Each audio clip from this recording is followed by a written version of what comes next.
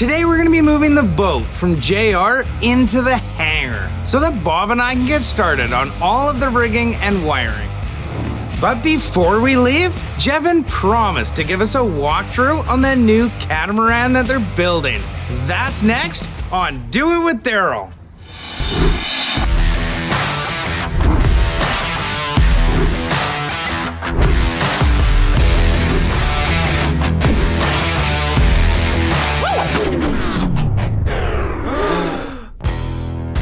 Before the guys got going, I grabbed Jevin and Jared to get an update on the amazing new catamaran they've been working on.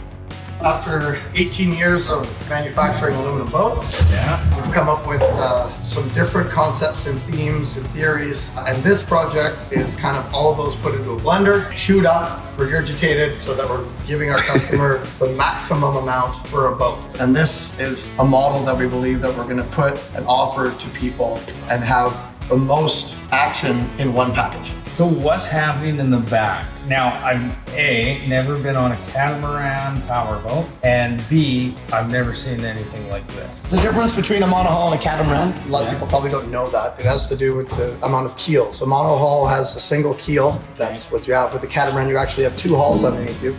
So there's two keels.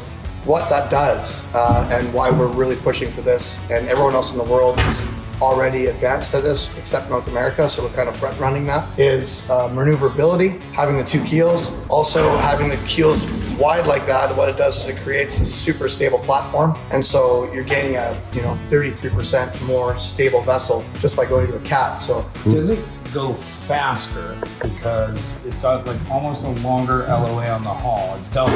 Well, what it does is it actually there's less friction, because if you look at a monohull, a same width, the amount of surface area that's on the bottom of the boat from the keel center line outbound is a lot of surface area. So the cat is taking two smaller hulls. The planing surface is a third smaller than a monohull. So now all of a sudden the friction is now all of a sudden a third less. Therefore you're saving in fuel economy and you're gaining speeds for the similar length of boat with the same power. Okay. So it's a lot of gain. A lot cheaper on fuel. It's better on fuel as well. Yeah. For a similar size vessel. As Jevin described the advantages of a catamaran hull, I realized just how forward-thinking JR's design philosophy was.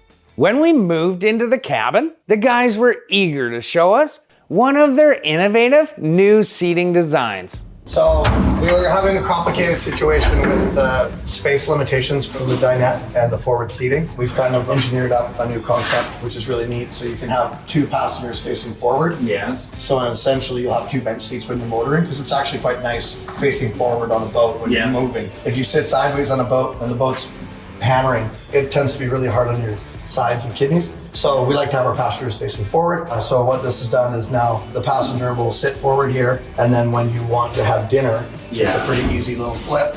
It's not welded in yet, but this flips down. Oh, no way.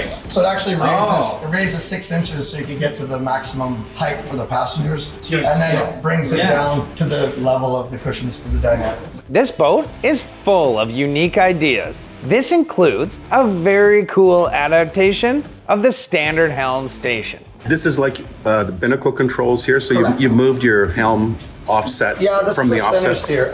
Catamaran's, in my experience, because it has two hulls, so it does perform slightly different than a monohull. And some people, it's just like, I don't know, driving a car, flying an airplane is what I'm going to compare it to. So driving a car would be your monohull. You can be on either side of it, it's going to act the same.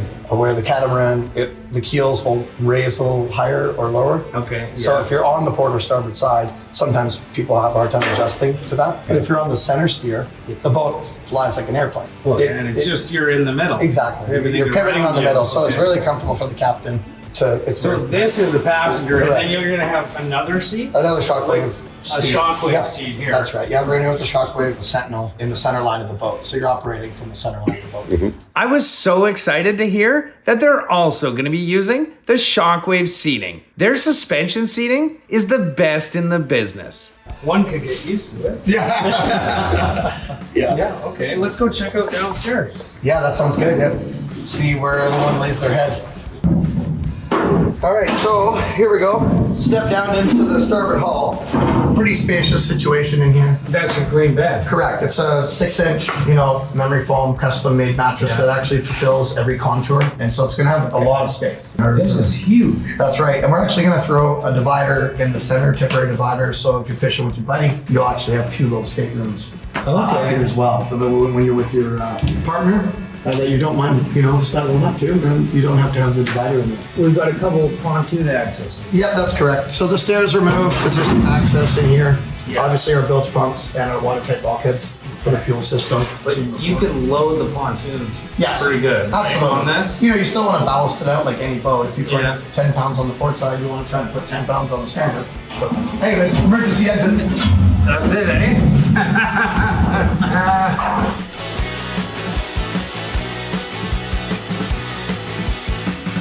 Jared describes the incredible utility of this unique bow design. This is all set set up. up. Yes. So it's super sweet. It's cut out basically. So you got the perfect pedestrian ramp to go down there, and then the slides out in as well. Okay, so that's where the hydraulic ram sits?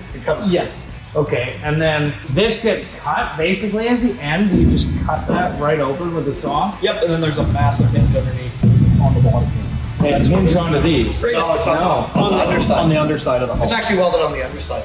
Okay, and how far down can this go? It goes well below water line. Right into the water. Yeah, Basically, so if you were diving, you can drop the ramp so it's perfectly level. Yeah. You got your dive tanks, you get changed, you can put your kayak on it, whatever, and get seated in it, and then you can lower it down and then it'll slide you right into the water. So it's away from the props, which is a typical danger for a lot of divers. Yeah. This is a game-changing feature for any water sport enthusiast.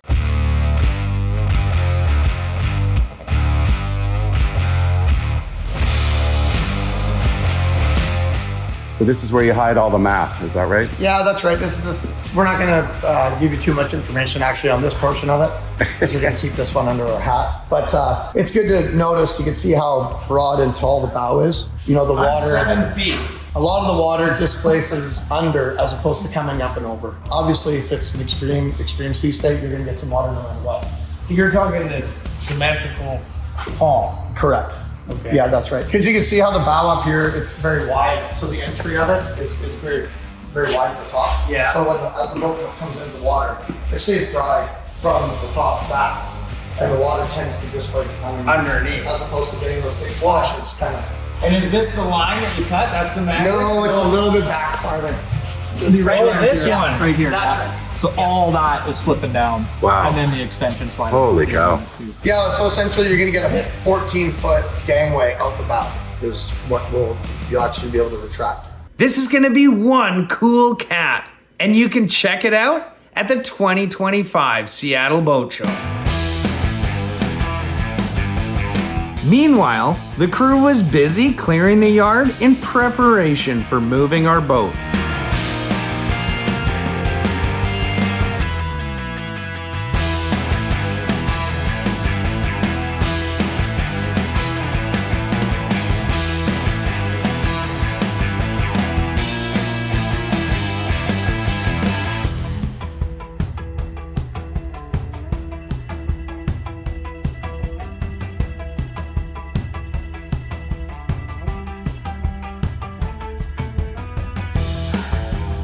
In no time, Milo and Aiden had cleared a path for Bob to hook up the trailer.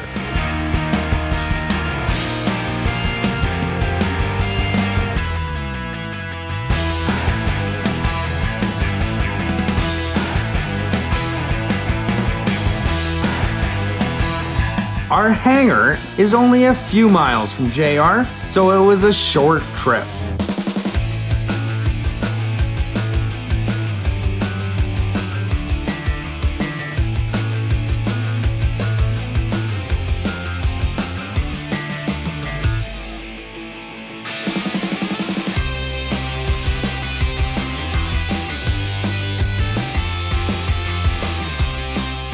I opened the large hangar door as Bob moved the trailer into position.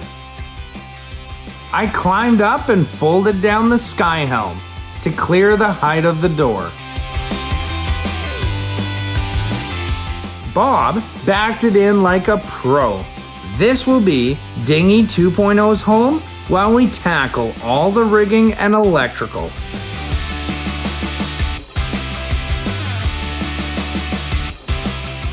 Thank you all so much for watching Season 1 of Do It With Darryl. We're just heading into pre-production on Season 2, and we hope all of you will join us as the adventure continues. Stay tuned for updates, and thanks again for watching Season 1 of Do It With Darryl.